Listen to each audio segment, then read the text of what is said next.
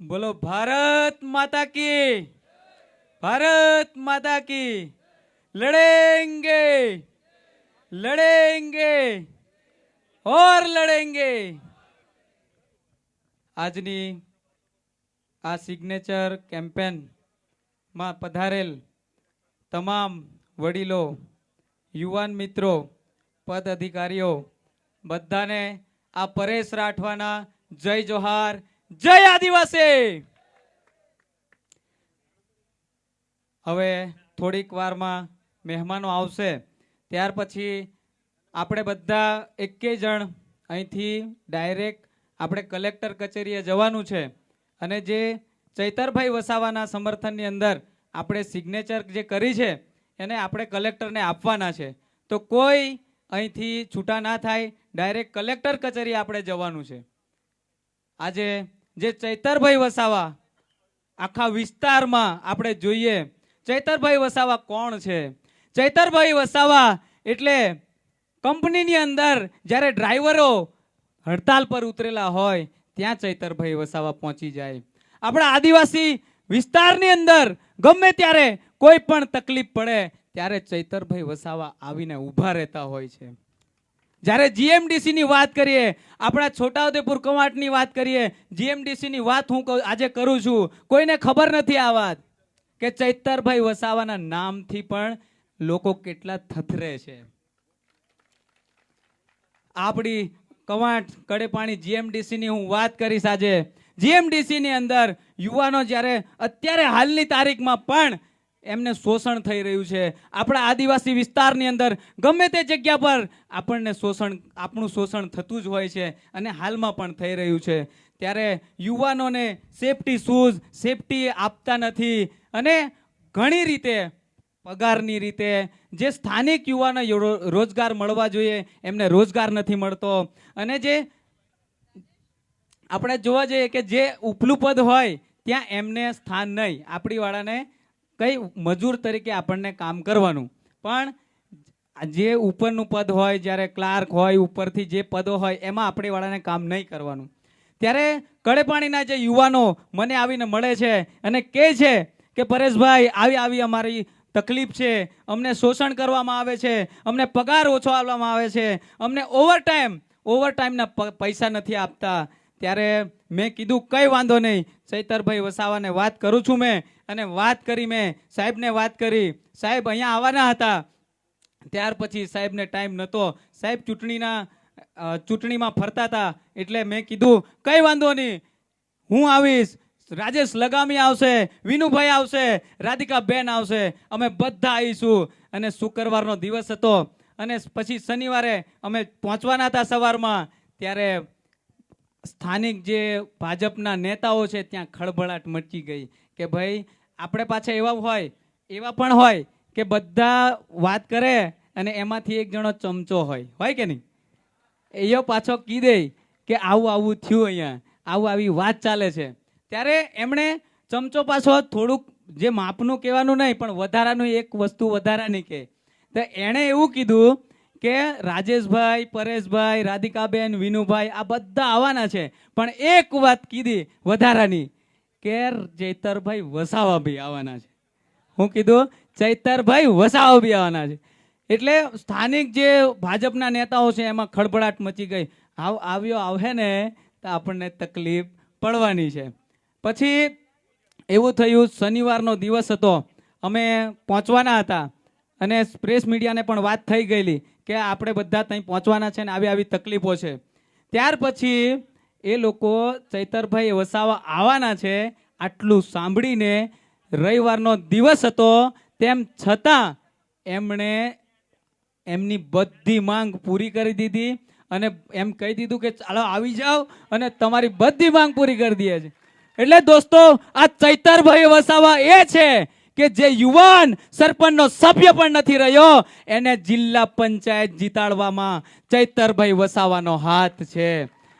ચૈતરભાઈ વસાવાના લીધે આજે અમે રાજનીતિની અંદર આવેલા છે, કંઈક સારું કરીએ, સમાજની અંદર કંઈક સારું કરીએ, આના લીધે અમે ચૈતરભાઈ વસાવાને લીધે આજે રાજનીતિમાં આવેલા છે। ચૈતરભાઈ વસાવાને લીધે એક ખુમારી જાગે છે કે કંઈક સમાજમાં જ બદલાવ લાવીએ.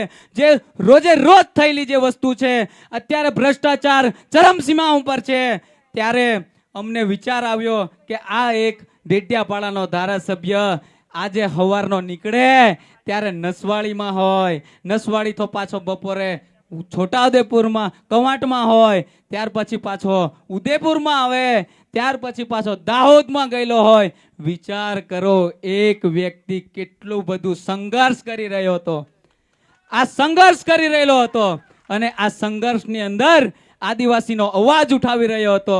પણ આ ચૈતરભાઈ વસાવાને એક મામૂલી કેસની અંદર, આજે મામૂલી કેસની અંદર એમને જેલની સજા થઈ, 7 વર્ષની સજા થઈ. મિત્રો, મને પણ 12 દિવસ 13 દિવસ જેલમાં રાખ્યો. મારા કુટુંબની અંદર, જિંદગીની અંદર કોઈ પોલીસ સ્ટેશને ચડ્યું નહોતું, અને જેલમાં રહેવું પડ્યું 13 દિવસ. મારી ભૂલ શું હતી કે 28 ગામડા જે વિસ્થાપિત થવાની વાત ચાલે છે એના માટે અવાજ ઉઠાવતો હતો. પણ આમને એવું લાગ્યું કે આ ભાઈ આગળ આવીને વધારે બોલશે, પણ આજે એમણે જ મને અહીંયા બોલવા માટે ઊભો કરી દીધો છે. આજે યુવાનોએ જાગવું પડશે, જંતર મંતર વાળી કરવી પડશે. હવે કઈ કરવી પડશે? જંતર મંતર વાળી. જેલની બહાર પણ ઊભું રહેવું પડે, બેહવું પડે, અનશન કરવું પડે, તો પણ તૈયાર રહેવું પડશે. રહેશો ને તૈયાર? ચૈતરભાઈ વસાવાને બહાર કાઢીશું કે નહીં? તૈયાર છો ને બધા? બસ, ઘણા બધા વક્તાઓ છે, ઘણું બધું બોલાઈ જાય છે, ઘણું બધું બોલવાની પાછી પાબંદી પણ છે મારે, કે જામીન રદ થઈ જશે, તું આવું બોલીશ તો રદ થઈ જશે, આવું બધું છે. એટલે કંઈ ને વધુ ના કહેતા, તમે આવા વરસાદની અંદર, આવા કામના દિવસોની અંદર આપણા ચૈતરભાઈ વસાવાને સપોર્ટ કરવા માટે આવ્યા છો, તે બદલ તમારો ખૂબ ખૂબ આભાર. આવા વરસાદની અંદર પણ તમે બેઠા છો, તમારો ખૂબ ખૂબ આભાર. જય જોહાર, જય આદિવાસી. છેલ્લે એક નારો બોલાવું છું. ભારત માતા કી, ભારત માતા કી. જેલ के ताले टूटेंगे, जेल के ताले टूटेंगे, भाजप तेरी तानाशाही, भाजप तेरी तानाशाही. बिरसा लड़े थे गौरव से, बिरसा लड़े थे गौरव से. जय हिंद, जय भारत, जय जोहार, जय आदिवासी. ખૂબ ખૂબ બધાને રામ રામ, જય જોહાર. આપણે નારો જોરથી બોલજો. જય આદિવાસી, જય આદિવાસી, જય જોહાર. આજ રોજ છોટાઉદેપુર મુકામે આમ આદમી પાર્ટી દ્વારા જે ચૈતર વસાવા સાહેબના સમર્થનમાં કાર્યક્રમ રાખ્યો છે, જેમાં ખાસ ઉપસ્થિત છોટાઉદેપુર તાલુકાના ચૂંટાયેલા પ્રતિનિધિ, જિલ્લા પંચાયતના સભ્યો, સાથે કવાંટ તાલુકા પંચાયતના, જિલ્લા પંચાયતના સભ્યો, તાલુકા પંચાયતના સભ્યો, સાથે કાર્યકર્તાઓ, સાથે મંચ પર બિરાજમાન અમારા સંગઠનના પ્રમુખો, રાધિકાબેનજી, ભંગિયા કાકા, સાથે મુકેશ બારિયાજી, વિવિધ હોદ્દેદારો, સાથે અહીંયા પધારેલા દૂર દૂરથી વિવિધ ગામના આગેવાનો, માતા બહેનો, આપણે સૌ અહીંયા શાના માટે મળ્યા છે એ બધાને ખબર છે. આજે આખા સમગ્ર ગુજરાતની અંદર ચૈતર વસાવા એવો વ્યક્તિ છે, એનો ડંકો છે, જે સમગ્ર ગુજરાતના લોકોને જાગૃત કર્યા છે.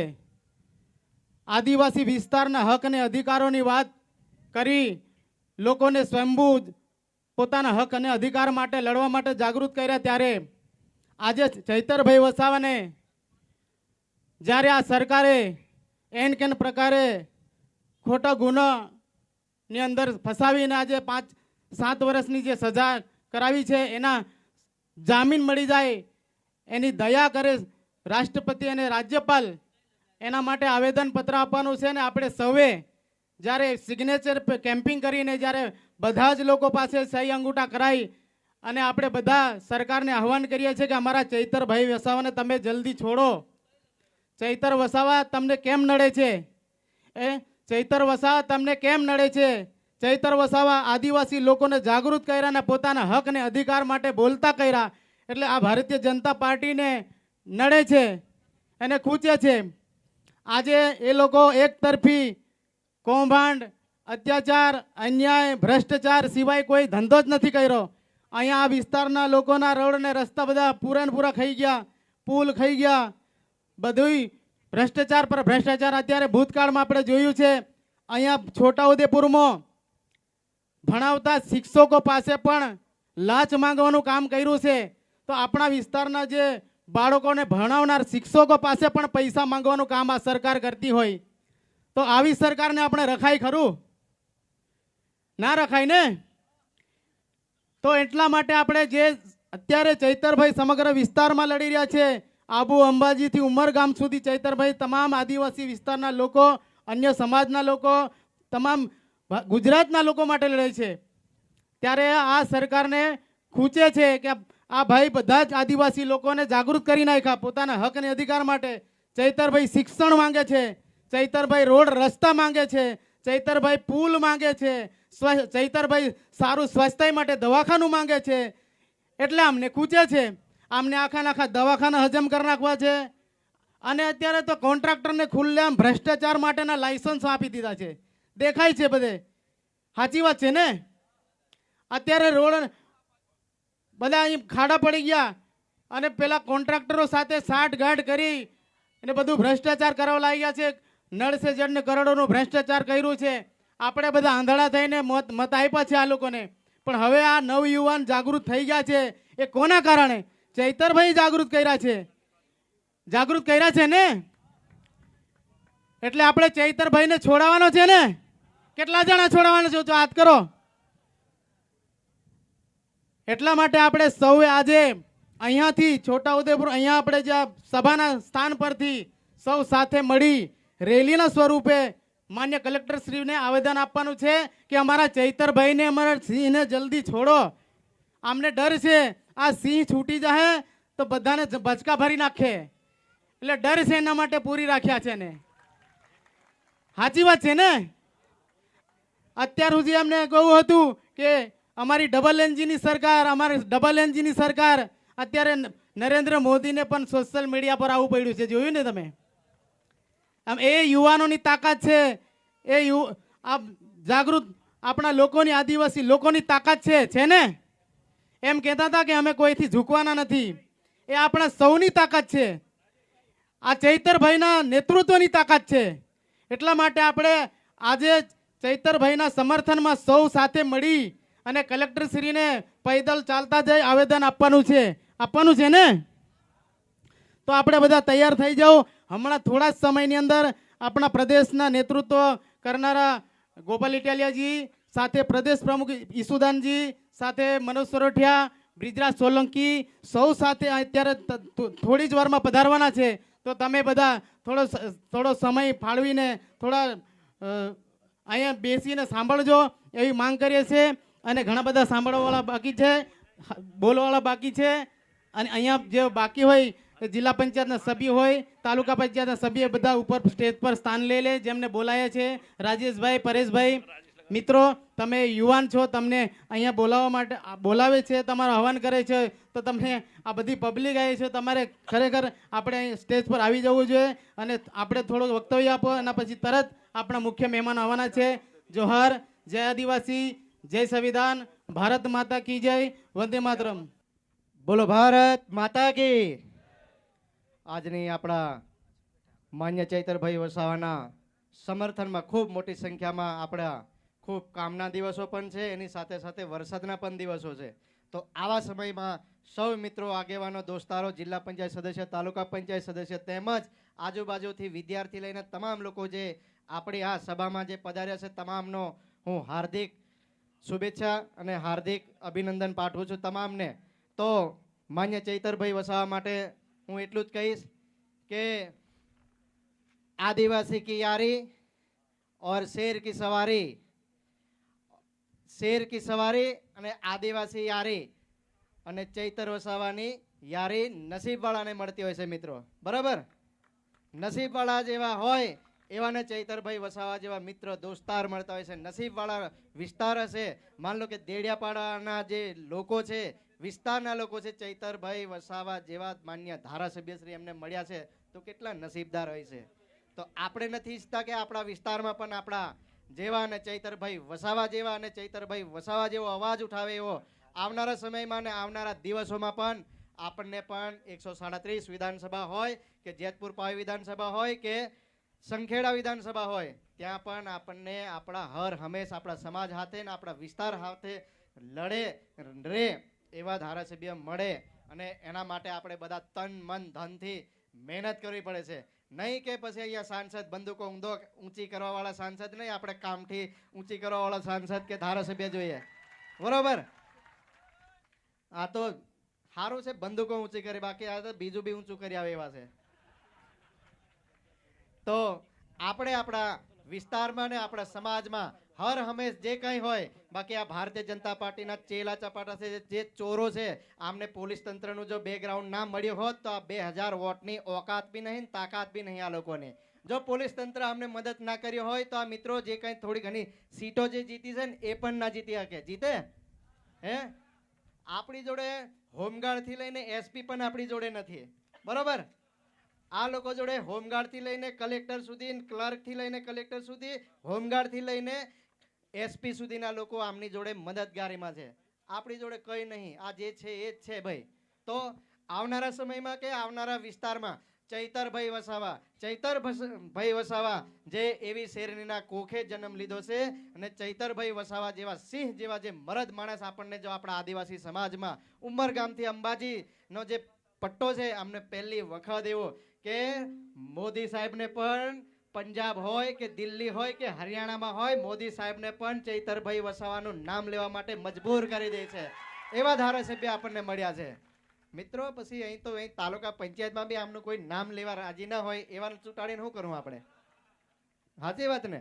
અહીં તો આખા ભારત દેશમાં આપણું નામ ચાલતું હોય, આપણા સમાજનું નામ ચાલતું હોય કે આપણા આદિવાસીનું નામ ગર્વભેર. આજે ચૈતર વસાવાના વિરોધીઓ, આમ આદમી પાર્ટીના વિરોધીઓ પણ ગર્વભેર એનું નામ લે છે. મોદી સાહેબ પણ મજબૂર થઈ ગયા છે કે ચૈતરભાઈ વસાવાનું પણ નામ લેતા થઈ ગયા છે. તો આવનારા સમયમાં આપણે જૈનજીની તરફ જંતર મંતરની જેમ જેવું આંદોલન કર્યું હવે હતું, આપણા એ આંદોલન થકી આપણે ઉભા થવાનું છે ને આપણી વચ્ચે આપણી વચ્ચે મહેમાનો પધારી રહ્યા છે, તો સૌને હું વિનંતી કરું કે તેઓને